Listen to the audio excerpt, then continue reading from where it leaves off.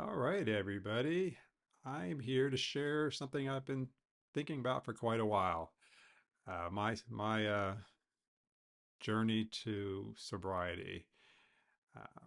I figured there's a lot going on in the news right now.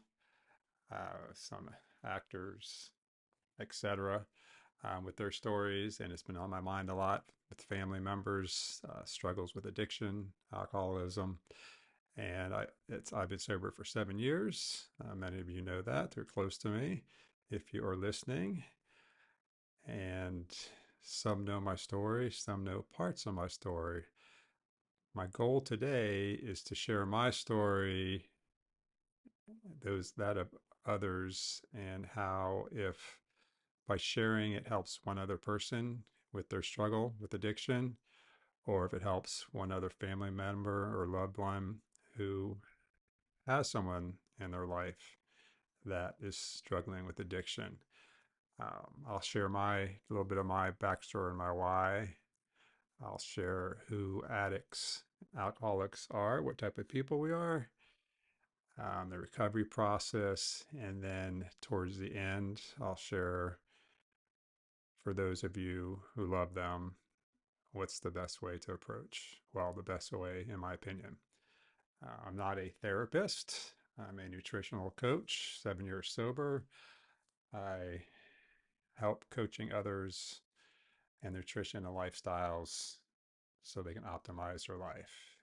I won't be focusing a lot on that today. This is more about uh, sharing my feelings and my thoughts, trying to help others, just reaching out there. But I will always have open ears for any family members, friends, loved ones, and the addicts and alcoholics themselves.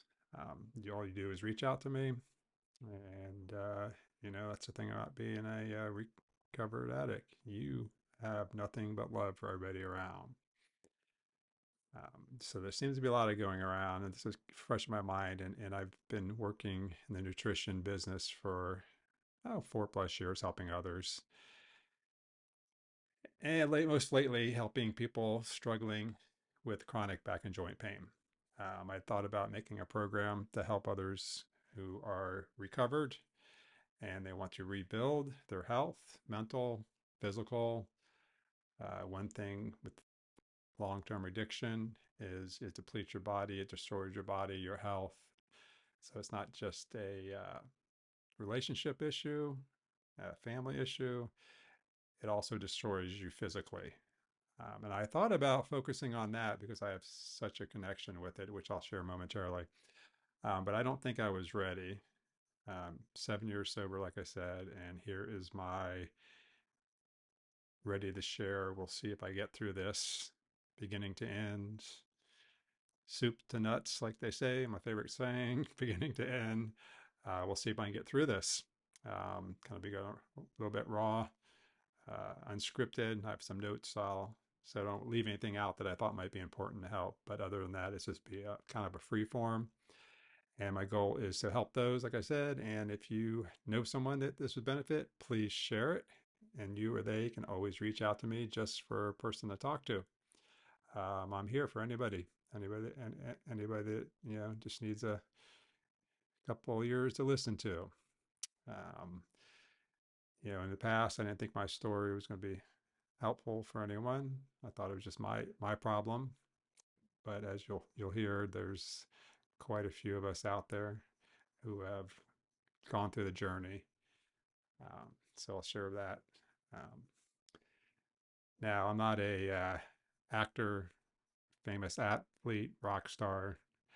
I am not in the spotlight. I'm just a regular old guy who is 56 years old, who's come through life and at a point where I could not be happier, possibly happier than I am now.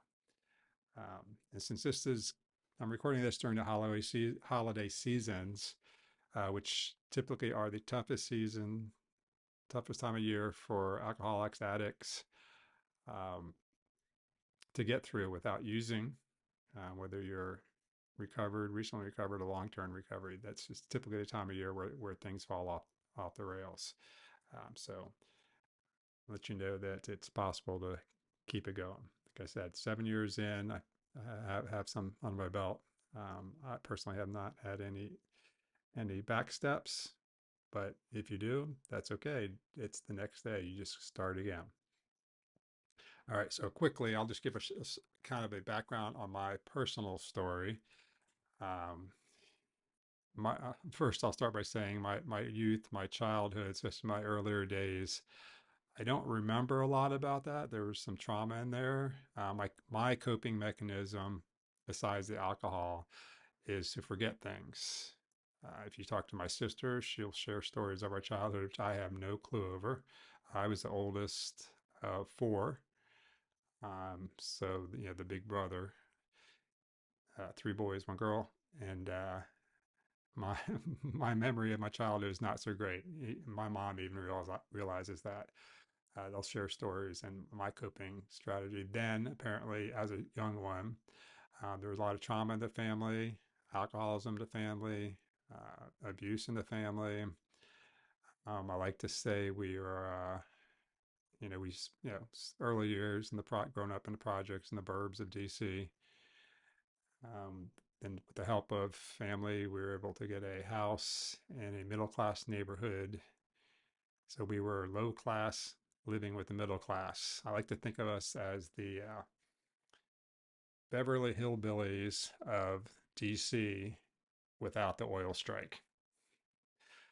Um, my first drink, I remember I was 11 or 12 years old.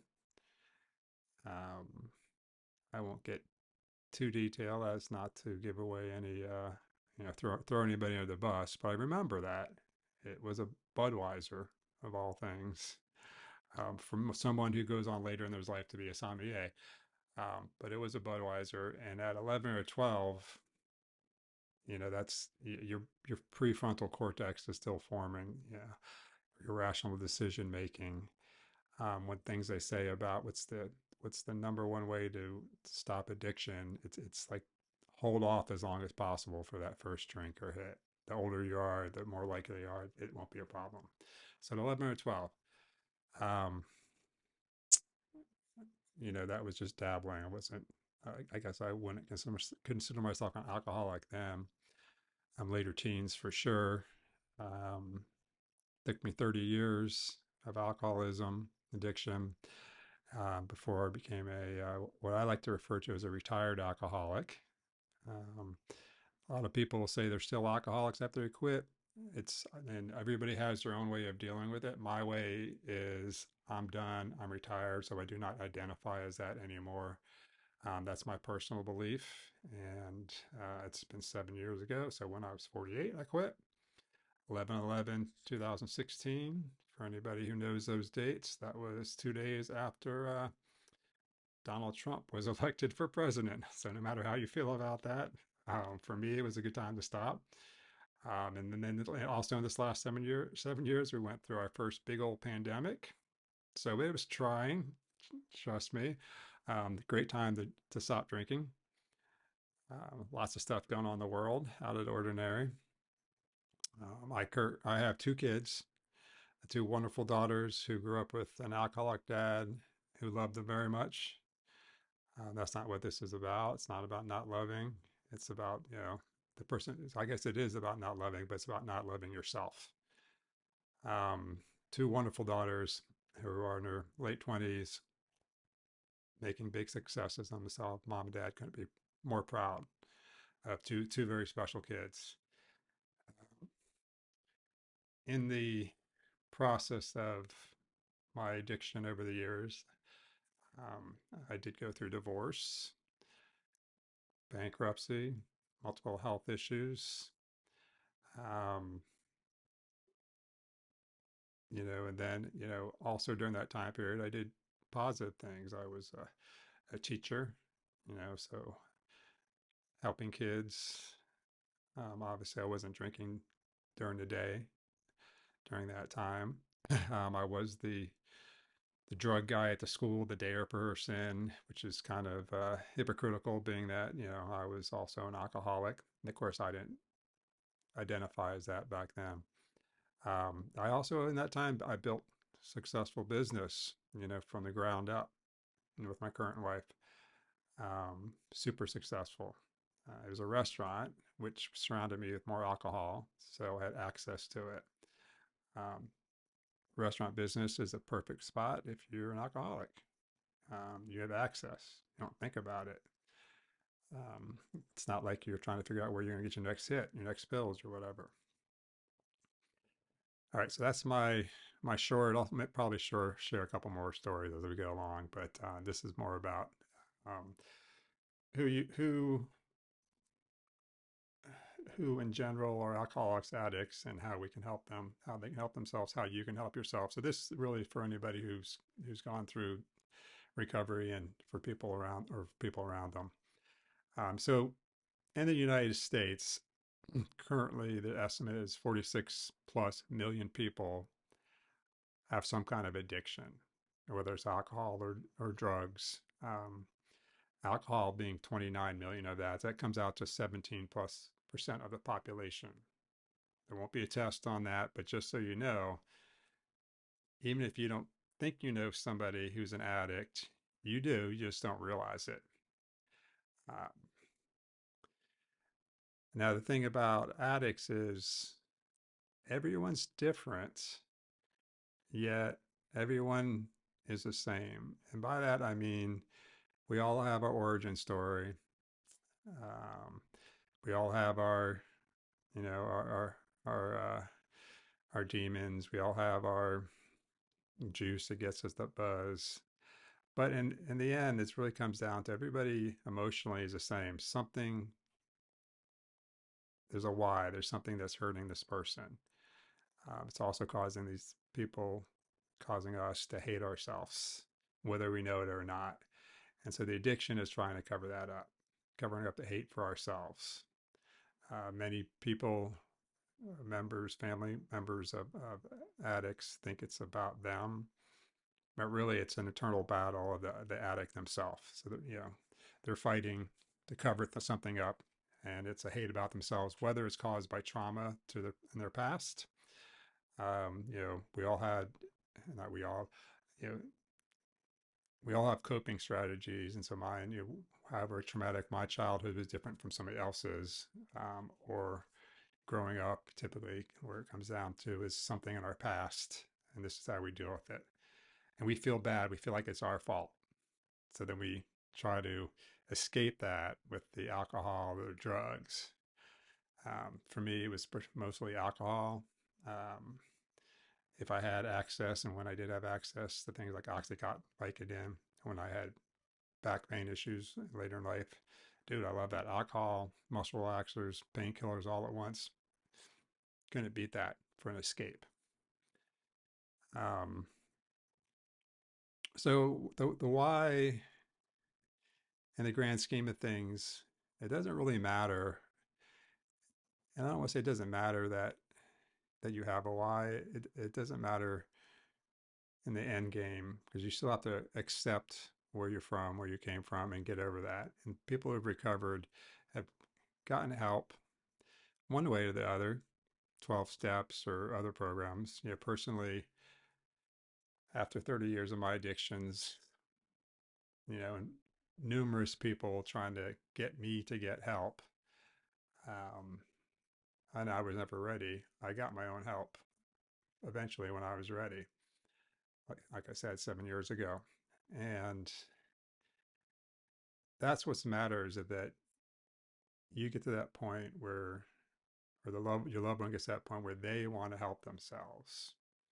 You can yell, you can scream, you can cry, you can, um, you can, make ultimatums. It doesn't really matter. Until they're ready to help themselves, it's not going to happen. And a lot of, and I think a lot of it why I've waited so long to share. I mean, everybody around me knows, and people I worked with in the past, and I felt like they were my family, knows that I had a problem, and knows that I quit. So, and I have no problem telling people on a one-on-one that, I'm a retired alcoholic. I don't drink. I don't have a problem with anybody drinking around me. I would say it's It's my problem, not your problem. You be you. Some people can have a drink, and that's it. For addicts, it's the easiest one to say no to is the first one. After that, all games are off. There's, one, it just fires it up. And it's like there's no stopping. There's one more, one more, one more until you black out. You don't remember. So the easiest one to say no to is the first one. So a lot of is embarrassment, I think, for the addicts. Um, I maybe I felt embarrassed, still a little insecure, even though told myself that no, I'm good with it. I tell everybody, no big deal. But me going out here and posting this on the web, the World Wide Web, where anybody can look at it and look me up and say, "Oh shit, he was an alcoholic," whatever. That's probably the embarrassment part. But in reality, you know, coming out and saying you had an addiction problem, most people will be open and receptive to that, caring and glad that you made it, you found help. And like I said, I just want to be here to help others if they just need somebody to talk to. This doesn't mean don't go to your groups or your therapist or whatever. It's just that another avenue to have somebody to talk to who's been through it. That sometimes I find that helpful. Um, Now, the mind of an addict, I find very interesting now in hindsight. Um, it reminds me of my old dog. And let me kind of give you this little analogy. So I had this ad- adopted beagle, and he was obsessed with food. He was 5 or 6 years old when we adopted him, so we don't know his history. But his mind was just one thing, and it was, I want to eat. So maybe, in his puppyhood, was limited to food, or what I mean, hound dogs in general love food, but this one, he was upset. He would shake in anticipation of food. Anytime he went for a walk, he would find food. He would just be thinking about food. You could see it in his head, and it triggered my history of my alcoholism, because the mind of an addict, all you think about is getting that next hit.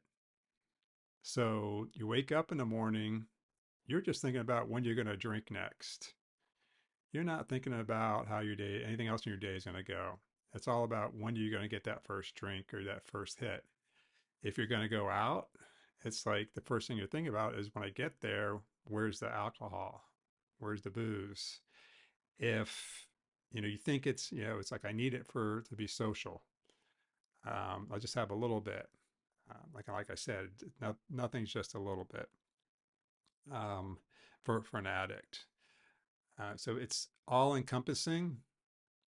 I don't know a better way to say that than is if somebody who has never been addicted to anything, it's all you think about unless you have it in your hand is getting that fix. Everything else is secondary. You can still be successful in life on the outside. And I feel like I was relatively successful in my careers. I probably could have been more successful in business and careers. But I had that alcoholic mindset. I always needed to be thinking about that. Um, had to be something around. And as you get down the road into the addiction, and you kind of know that you hide it, obviously, um, and you argue about it that I can quit anytime I want, etc. Um, the thing is that an alcoholic or an addict, and this is for people who love an alcoholic or an addict, the addict's always going to choose their addiction over the people they love, and they're going to hate themselves for it. Um,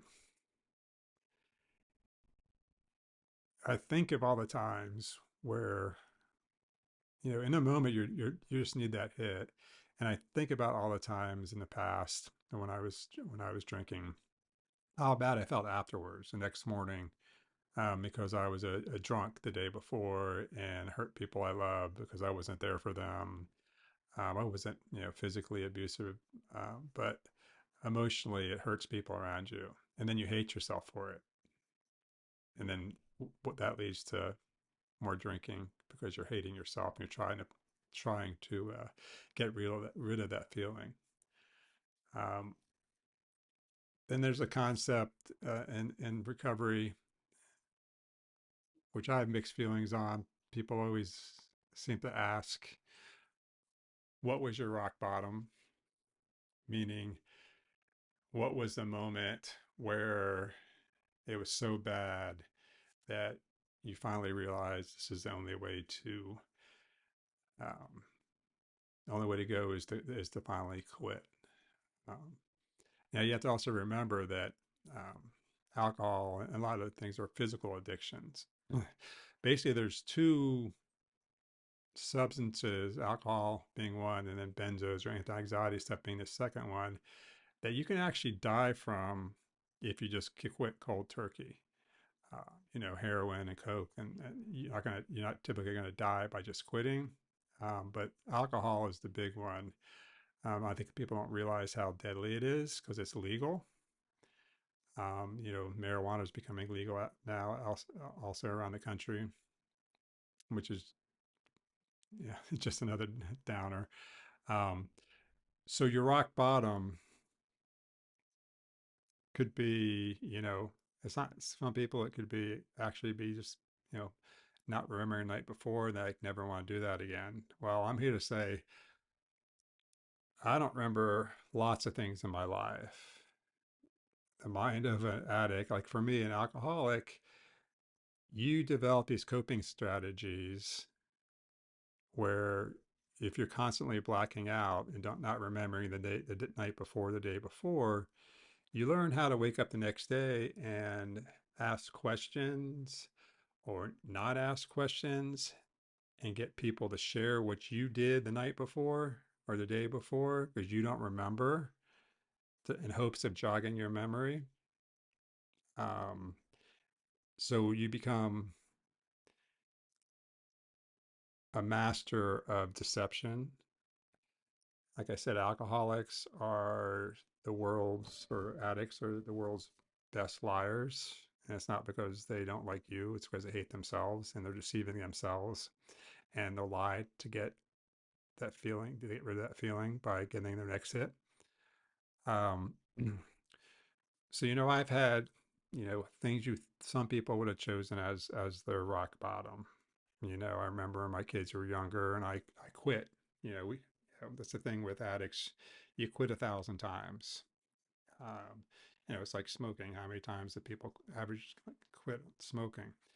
Um, I quit for not typically a religious person, but I quit for Lent. Me and a buddy of mine who was, in hindsight, this similar to me, was like, okay, we're going to quit. We're there because we were drinking buddies, beers, tequila, etc. Um, for Easter. And then Easter morning came. I'm like, yeah, I can do it. I'm not an alcoholic. Well, by 1 o'clock in the afternoon, I was passed out on my daughter's bedroom floor because I just freaking went off the rails. Um, that's an alcoholic. That's an addict. You can't have the one, right? That could have been a rock bottom for some people, not for me. Later on, there was a time where I was taken to the hospital. My family thought I was having some kind of some kind of I don't know seizure or something, but I kind of convinced them that I was fine, and my blood alcohol content was just just below 0.6%, not 0.06, 0.6. So over 7 times more than the legal limit. And the doctor was extremely upset because he didn't realize that I was drunk because I said I wasn't because we're liars. Um, so he was upset. He didn't, by talking to me, couldn't figure it out. That is an alcoholic because you're so used to that condition, you can come across as, most of the time, right, seemingly able to communicate with people. Um, then that was a 2-day hangover, man. Shit. Thought that would have been my rock bottom. Like, man, yeah, people were pissed. But it wasn't. So the only real rock bottom for anybody could be, because everybody's different. The only rock bottom is when you're dead, right? So there's nothing below that. So anything above that could be your rock bottom. It could be your first hangover, and that's your rock bottom. But unless you're dead, there's all kinds of variation in there. So what I like to focus on, and what when I decided to get clean, you know, when I went to rehab, you focus on the first day. So let's not worry about what your rock bottom was. Ask people how their first day was, because that's the important part. Some people might have multiple first days. It's okay if you start and stop. And if you're trying and you fall off, you may have another first day. So think about your first day and then you build upon that. And that's what an addict is going through. They're just trying to get to that one day. And you hear that a lot too. The rock bottom, I don't really put much on that. Waking up in the hospital or car wrecks or whatever. I mean, that may or may not be somebody's rock bottom. So let's focus on the first day of the rest of people's lives. And when you get to that first day, that's when the scary shit happens. Then you think about what comes next. Like for me, shit, man, 30 years of drinking. I don't, that's a freaking lifetime. That's your identity. Like, what the hell comes next? How do I deal with the world without alcohol in my system? So you have to learn to fill your time with healthy activities, surround yourself with people who support you. I was really fortunate to have a loving wife, kids, and the coworkers even at the businesses I owned were supportive. It's just, people around you love you and they've been through a lot too. So it's important to, get people out of your life if they can't respect your boundaries. Fortunately, um, the people in my life, pardon me, people in my life respected my boundaries. And once, after 9 months, not, wasn't in uh, physical rehab for 9 months, but after 9 months of rehab, that's pretty solid, man. And people would always ask me if they, for out for dinner or whatever, if, you mind if I have a drink? I'm like, dude, I don't care. It's, I appreciate you asking, but I'm the one with the problem, not you. As far as I know, it's not you. But um, once you make it about yourself, once an addict makes it about themselves and not the rest of the world, or, I can't believe they're drinking. I only drank because they drank. Like, that's just a bullshit excuse, right? Stop making excuses. Um, so my community supported me and, I worked in restaurants. I owned restaurants in recovery. My office behind me, not this office, but when I had the restaurants, was walls of liquor all day long. But for me, it's once I decided that this is what I needed, that wall of liquor back there, it had nothing to do. Yes, I had the physical, the shakes, the TTs, all the emotional issues. Going to rehab, people can help work you through that. For me, the biggest part was knowing that, yeah, you're going to feel like shit, dude, for a month or two, or you're going to be happy as hell one day. I'm on top of the world. Guess what? The next day, you might feel like, I'm going to kill every motherfucker out there just because that's the way I feel today, even if they don't do anything. So if an addict can learn to communicate their recovery process with the ones they love, it makes it a lot easier for those around them. Um, I don't have those swings anymore. I've also focused on rebuilding my health through my nutrition because when you're an alcoholic for 30 years, not just your mental health suffers, your physical health suffers. And I like to say I'm the healthiest I remember ever being in my life at 56 years old. So, you know, participate in the recovered alcoholic or addict's life. They don't want to be isolated. They may want to be isolated, but reach out. It goes the lines. It's hard for addicts to reach out for help. So if they're recovered and you have the mental emotional capacity, just reach out. Don't leave them isolated. Isolation's the worst.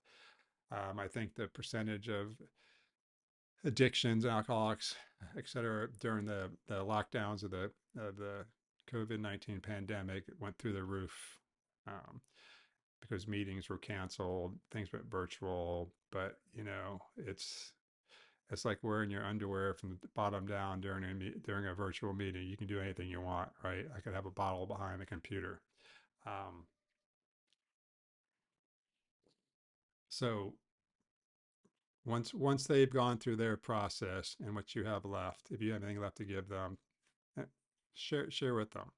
And it's okay if you don't. If you don't have anything left, part of the addict's recovery is knowing that you may not have the same people in your life that you did when you began this journey. And that's okay. Everybody has to take care of yourself first. And I preach that quite a bit. um, but for myself, um, I'm always here to listen to anybody, people I know, people I don't know. Um, and so a little note on the rehab. Now,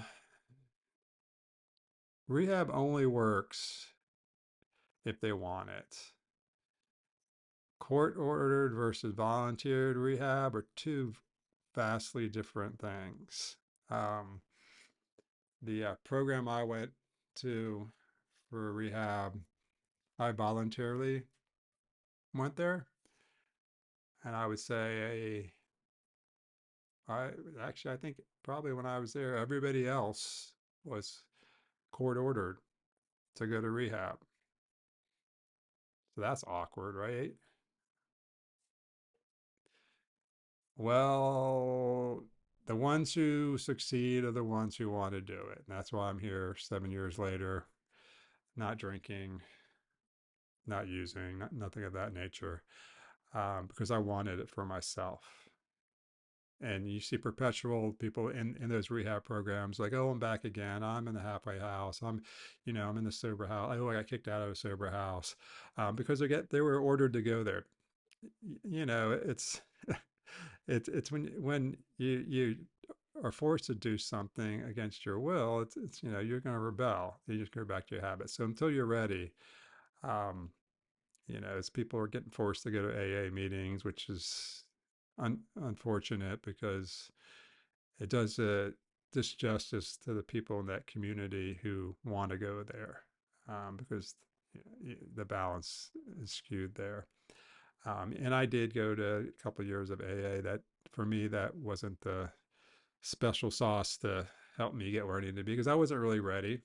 So when I did decide to get sober, I chose a different path. And but that's not to say that the 12-step programs don't work.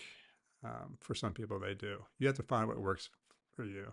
You know, and what I've found from recovered addicts and alcoholics are, dude, they're like the best people in the world.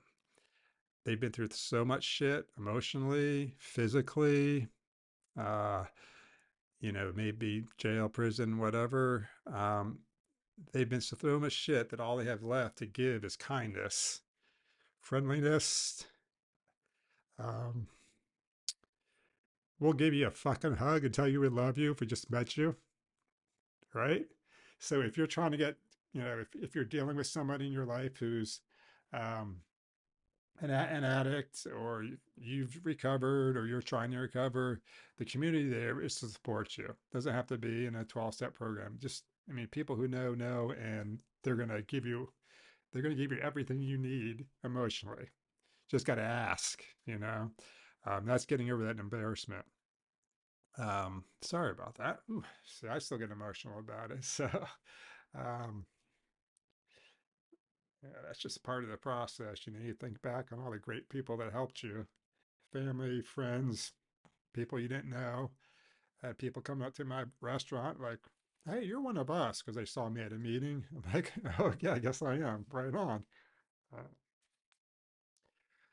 Um, Now I'll talk a little bit about the people who love alcoholics, addicts, whether it's, whether it's your family, whether you're a parent of a kid, or you're a spouse, friend, a lover, family, whatever it is, uh, like I've mentioned several times, is that you can't take the responsibility of helping somebody until they're ready to do it. It's all on the addict to want to get sober. Um, so if you want to remain in their life, you need to take care of yourself first. So because if they don't want help, they're not gonna listen to you. Um, all they care about is quieting that feeling of hate for themselves in their mind. And like anything, it's always hardest to help those closest to you. Um, if I talk to somebody, just somebody on the street going struggling, they'd probably be more receptive to, a close one to me. It's just the nature of humans. Um, so take care of yourself. There's groups like Al-Anon for, family members, spouses, partners of alcoholics, addicts. Um, find a community that you can support each other, and they'll give you coping techniques and things of that nature that you can deal with. Um, if leaving a person, or long term or temporarily, whatever, if that's going to serve you, that's what needs to be done. Um, you know, it's not tough love. It's actually just loving yourself. Like anything in life, if you're not going to love yourself first, there's not going to be anything else for anybody around you. So take care of yourself first. Um, and then if you have something to give for support, be supportive of an addict who is trying to recover. Um, but here's the big thing: don't enable them. Don't make fucking excuses. They have to deal with their shit. They have to own their shit. If you're a parent, don't make up excuses. Oh, I just buy them beer so they can drink at home, so they don't go out. They do it anyways, or whatever. That's just an enabling excuse. Um, if your kids are older and living off you and they have addictive behaviors, you set the house rules. If they break them, you kick them out. And people get upset and they're like, well, but then what's going to happen when they get out there? They could end up overdosing or dying. Well, you're just enabling them in the house, which they're in the same end game. They're going to end up dying, or hurting somebody or whatever. So you need to take care of yourself, and this is tough for me to say, being a former alcoholic. It's like I wanted to blame everybody else around me, push the blame off of myself, and blame those around me for not supporting me. But guess what? It's not their fucking fault. It was my fault. So don't enable your kids, your spouse, your partner, um, anybody in your family. Just you draw the line. But if you have it in you, tell them you'll be there for them when they're ready. All right? If you have it in you, you're not obligated, even if they're your own kid. I'm sorry to say that, but it sucks and it hurts. And yeah, you'll need to get some therapy yourself, I'm sure. And you need support group too. You can't do this on your own. The people who like make excuses for their spouses drinking, drugging, or out of it, it's like, oh, it builds up. And I don't blame the people in my past who made excuses or overlooked what I was doing. It's not their fault. They didn't know. That's their coping. It's not about them. It was about me. I look back on the people I hurt and blamed. I'm like, Jesus Christ. I blamed others, when in reality, now that I know, that had nothing to do with them. I mean, if it did, I could have left, right? But it was all about me. I could blame my parents. I can blame my childhood. What the fuck that's going to get me? Just because my dad was an alcoholic, died in his 50s, it's it's not his fault. I don't know, his childhood, his background, it all goes back. At some point it has to end. The only way it's going to end is with you. Um, so I'll say it just one more time, maybe one more time. Take care of yourself first. That's all you can do. Help those around you if you can. Love them, support them. Reach out, reach out to me and talk. DM me if you're watching this wherever I post it. I don't know. I'll post it on YouTube and all the other socials I'm on. This is just my way to hopefully, like I said earlier, just reach out and let people know that the holiday seasons come up. If you're listening to this, then if not, any time of year, it's like this shit can be done, man. I was 30 years, and I did the. I'm just gonna drink on weekends. I'm gonna just drink on holidays. So that shit, it's like Friday's the weekend, and Monday's the end of the weekend, and then Wednesday's like the middle of the week. It doesn't work, you know. Uh, it's cold turkey if you're an addict.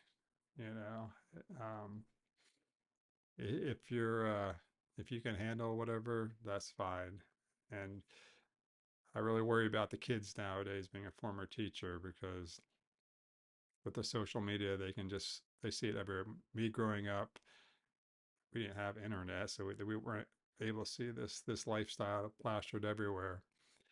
Um, so this is just me going down a rabbit hole now, but I just want to say, thank you for listening to my story. And if it helps you, or if there's somebody, please share. Um, share, let people know that they can reach out to family, friends, to me. Doesn't matter. I'll talk to anybody. And I'm gonna continue my journey, rebuilding um, my health, my body with my nutrition programs. Who knows? Maybe I'll develop a post recovery rebuilding program. I might be at that point now where I feel like I can open up a little more and support others, because I know for me the nutrition has been a big part. But hey, maybe in the comments, put it down there if you think that would be helpful for people. You know, people who want that support at the end, afterwards, building back stronger, right? Break us down, build us back, and we will rule the world, people. And I want everybody to have a beautiful life. And shout out to anybody 1 day, 1 year or more, and those around them. Congratulations. And get help for yourself and love the ones you can and support the ones that aren't quite ready yet, but not at your expense.